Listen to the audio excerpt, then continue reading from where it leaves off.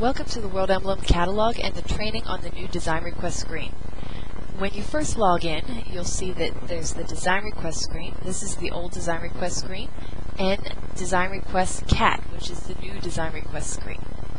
You can immediately come right here to the Design Request Overview, which gives you all the options that are available. You can add a design. You can manage all the designs in your catalog, so you can make edits and copies. You can also, a new feature that's available, you can set up Design Request Favorites. So you can set up several attributes that will pre-populate when you're setting up your designs. It'll just speed along the process. And then you have all of your contacts that you can add and manage, as well as your sales reps. We're going to start by adding a design. So here's your Design Request screen. All of your steps have a Help button in the right-hand corner, which will explain to you all the items that needed to be added for that step. The first thing you're going to see is your favorite. You can select from pre-populated favorites. By selecting this, these are ones that you've set up or someone else at your location has set up for everybody to use. This will pre-populate fields.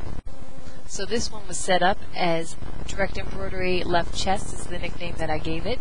And it pretty much populated, not all, but some of my fields, so that I can easily populate the rest and fill in my design request.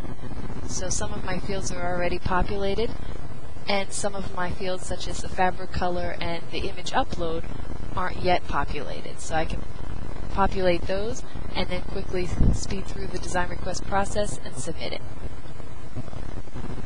I'm going to go back and just start with a blank form. The requester is the person whose account you're logged into. So since I'm in Aaron Gallagher's account, my name will actually populate right here automatically. The PO number, which is optional, you can put in your PO number in the slot. The description for the design, which is the description that we'll use in the catalog for searching. A new feature that's available in the catalog is your keywords. This is already available for searching in the catalog, but this is the first time you'll actually be able to set up your keywords when you design your artwork. The next step is your product requested. This is broken down into embroidery, sublimation, perfect print, screen printing, and transfers. And then underneath each product requested are your product types. This is very similar to the old design request screen, but you'll notice there's a lot more images, so it's easier to find the products that you're looking for. You can find the difference between an embroidered emblem and then an embroidered emblem name dropper, which has a field that can be changed every time you place your order. We've also set up several features such as snake stitch and clean cut. When you select these, it actually pre-populates the border and the corresponding fabric. So you can easily work your way through the design request. We're going to just jump in here and select Direct Embroidery. The next step, we're going to choose our garment type. And depending on what product type you select, your different style and locations will be available. So if I selected embroidered emblems, I wouldn't be selecting a garment type or a location. I'd be selecting a size and a shape. As you can see, all of our images have been updated. A new feature that's also available is Have World Emblem Size My Design. This means that the World Emblem artists themselves will take into consideration that the standard size for a left chest is 4 inches by 2 inches. So they'll use that when setting up your design. They might need to make it a little bigger or a little smaller depending on the details in your design and how they fit into that location. If you want to specify your specific locations, you can untoggle this and put in your width and your height. When you put in your width, sometimes people know I want my design to be 3 inches long, but I want to make it proportional or scale it. Then you would check off the scale button. If you know that you want your height to be 2 inches high, but then you want to scale the width, you click off right there. Then you can move to the next step, which is your fabric background border. We're going to choose your fabric color. And then you're going to choose the fabric type. So this is the type of garment that you're going to do your direct embroidery on. Depending on the garment, this is how we actually digitize the file.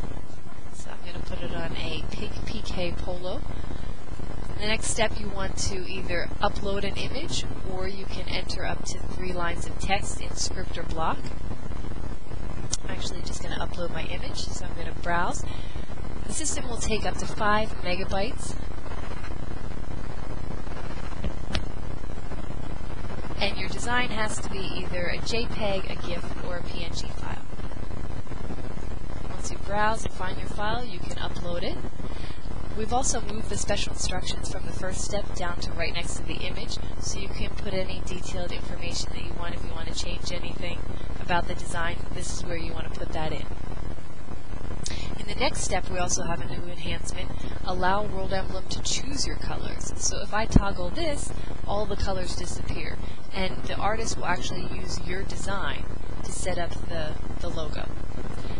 The only thing is with this, we'll choose your colors from your color palette, but if you're unhappy with any of the colors, you might need to go in, and there could be a charge associated with making that edit. Or if you know what colors you want to use for the design, it's very similar to the last design request screen. You can just select those colors and put in the details for each one of the colors. And then you want to add it. And move to the right side.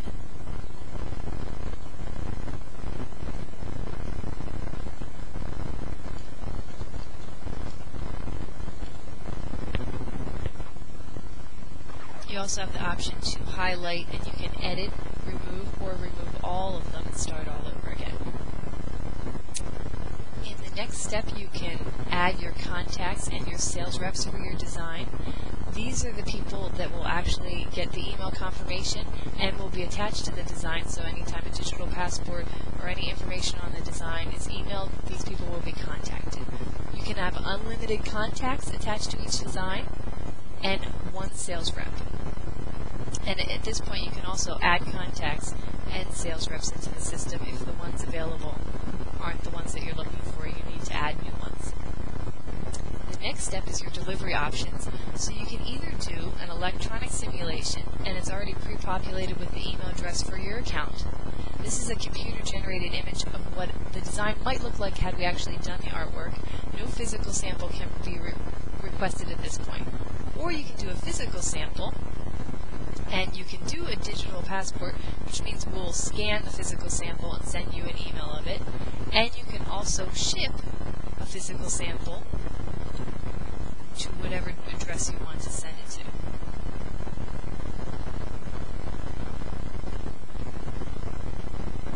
Another feature in the new design request screen, it'll let you know how much it's going to cost for you to set up this design. So for this one, it tells you that the design is going to be $25, and it gives you an expected ship date. So this is the date that you should be shipping out the sample. This isn't the date that you're going to receive it, because we have to calculate it to how much time it's going to take for the design to ship to you via ground.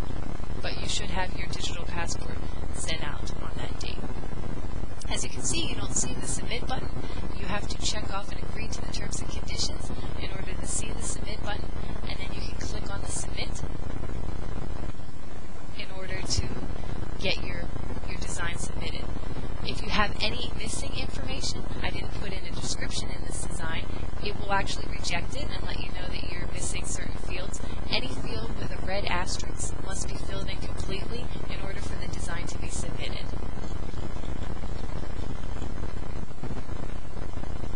So I'm going to put in a keyword. So all of my fields are filled in at this point, and now I'm going to submit my design.